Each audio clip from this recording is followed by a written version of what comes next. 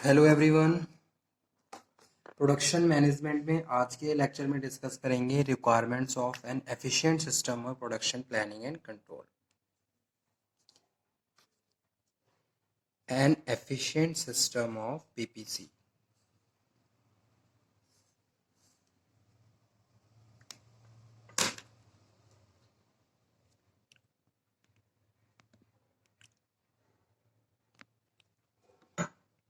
Okay, so let's cover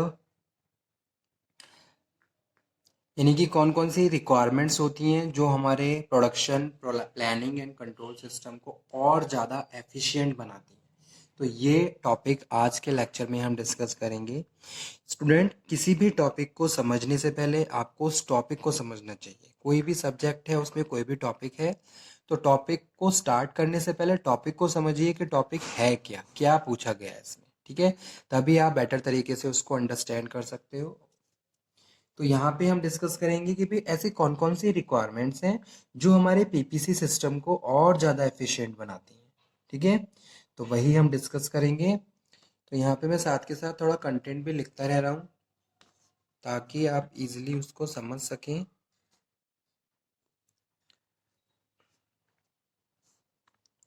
the scheme of production planning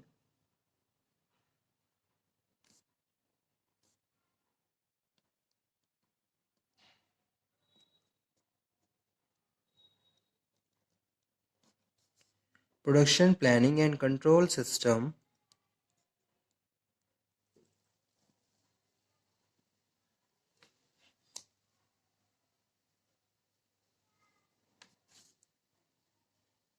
will require reliable information, will require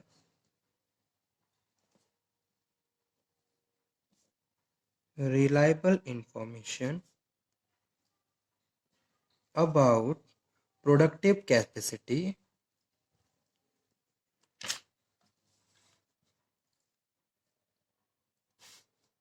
productive capacity and production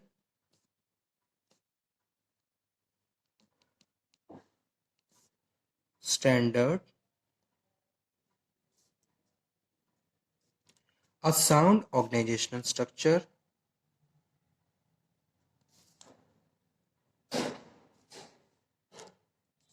a sound organizational structure। ठीक है, तो ये सारी requirement है किसकी, PPC की। कि भी अगर आप पीपीसी की बात कर रहे हैं तो रिलायबल इंफॉर्मेशन आपके पास होनी चाहिए, आपके पास प्रॉपर प्रोडक्टिव कैपेसिटी होनी चाहिए आपकी ऑर्गेनाइजेशन की। ठीक है, और आपकी ऑर्गेनाइजेशन का प्रॉपर साउंड स्ट्रक्चर होना चाहिए, और प्रोडक्शन स्टैंडर्ड्स आपके पास प्रॉपर होने चाहिए।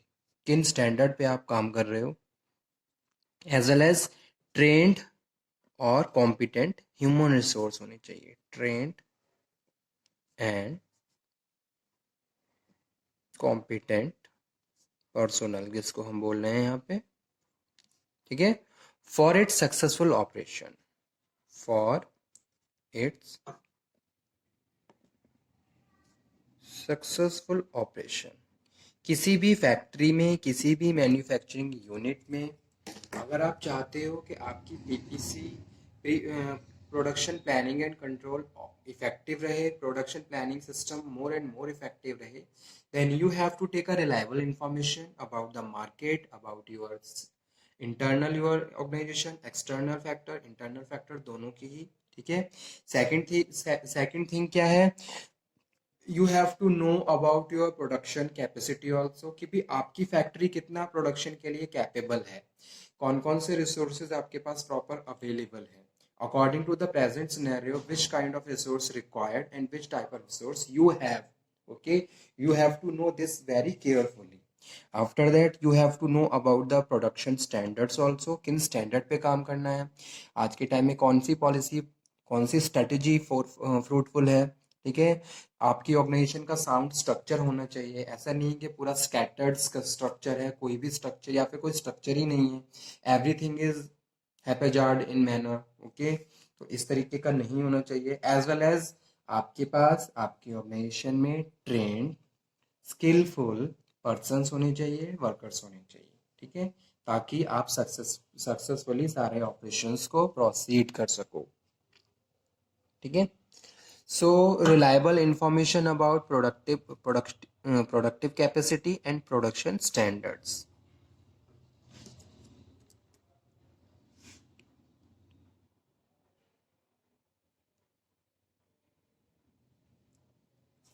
सो सम रिक्वायरमेंट, कौन कौन सी रिक्वायरमेंट्स हैं?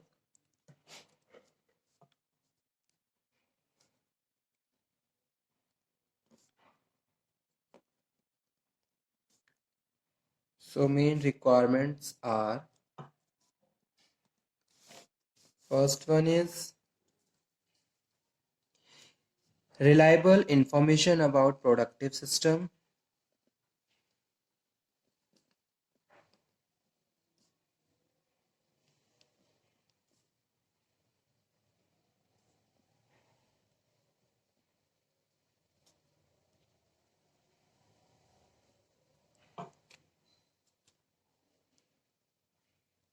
capacity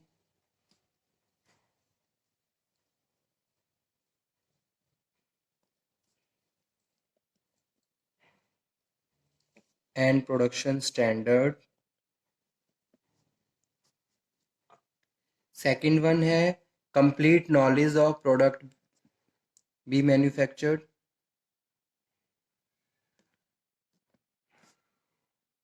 product to be manufactured,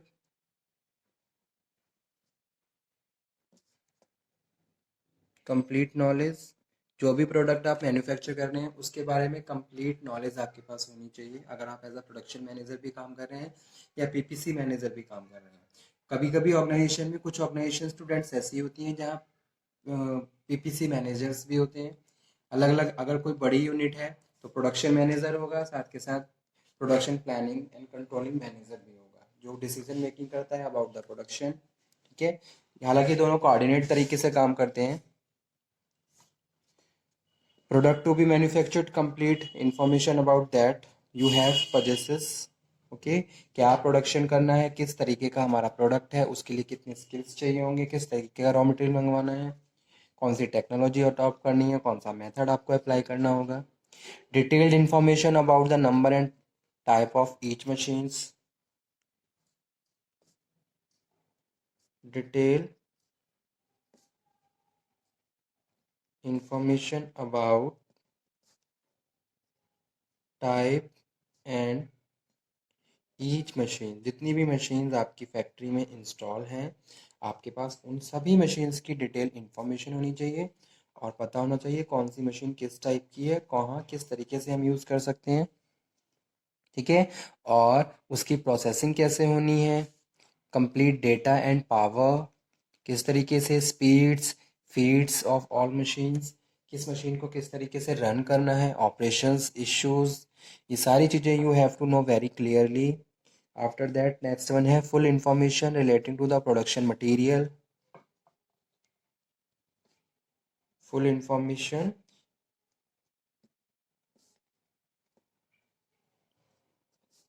relating to production material, ठीक है।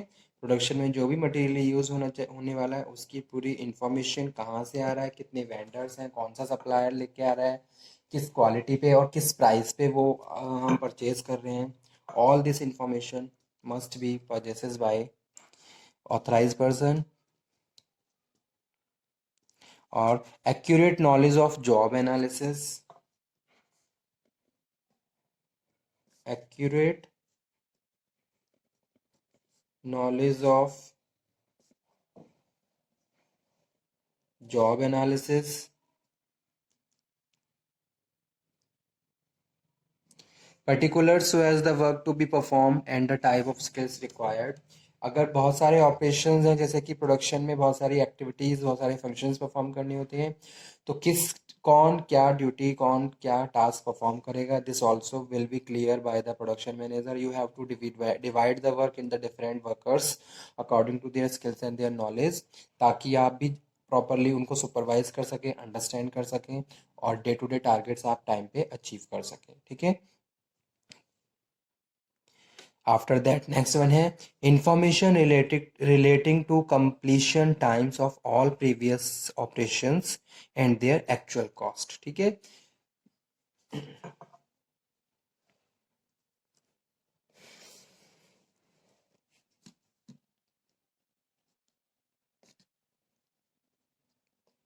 इंफॉर्मेशन